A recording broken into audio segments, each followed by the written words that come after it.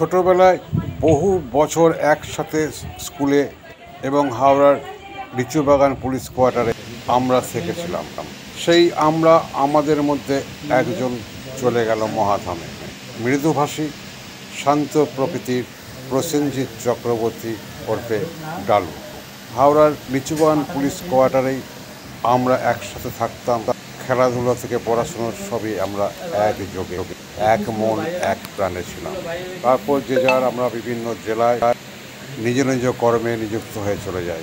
90 দশকের শেষের দিকে আমরা বিচ্ছিন্ন হয়ে যাই।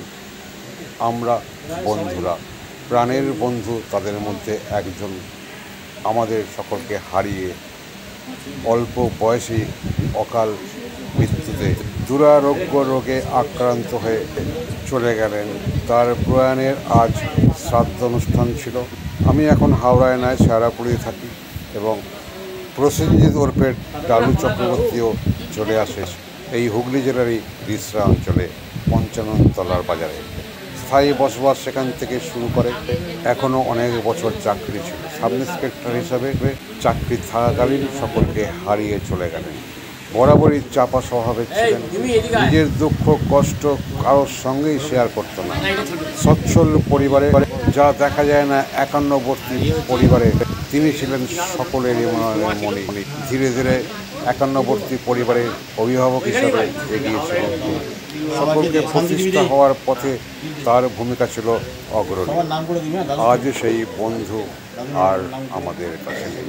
ভাবতেও যেন খুব কষ্ট হচ্ছে আমাদের, কিন্তু প্রকৃতির নিয়মে আমাদের সকলকেই এক এক করে চলে যেতে হবে, সকলকে কাঁদিয়ে হারিয়ে। ঠিক যেমন আমাদের সকলের প্রাণের বন্ধু হারিয়ে চলে গেলেন আমাদের কাছ থেকে। অতীতের স্মৃতি আজ কুরে কুরে খাচ্ছে আমাদের সকলেরই।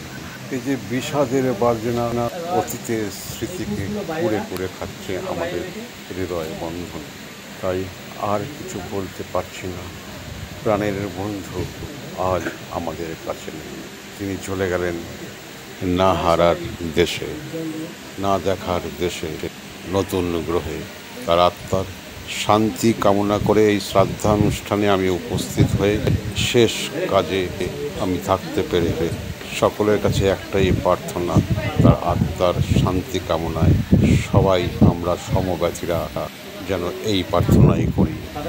ডালু, তুমি যেখানেই থাকো সম্মানের সাথে ভালো থেকো।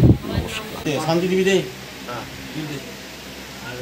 সবার নাম করে দিবি। দাদু থেকে দাদুর নাম করে, বাবুর নাম করে, কাকার নাম করে,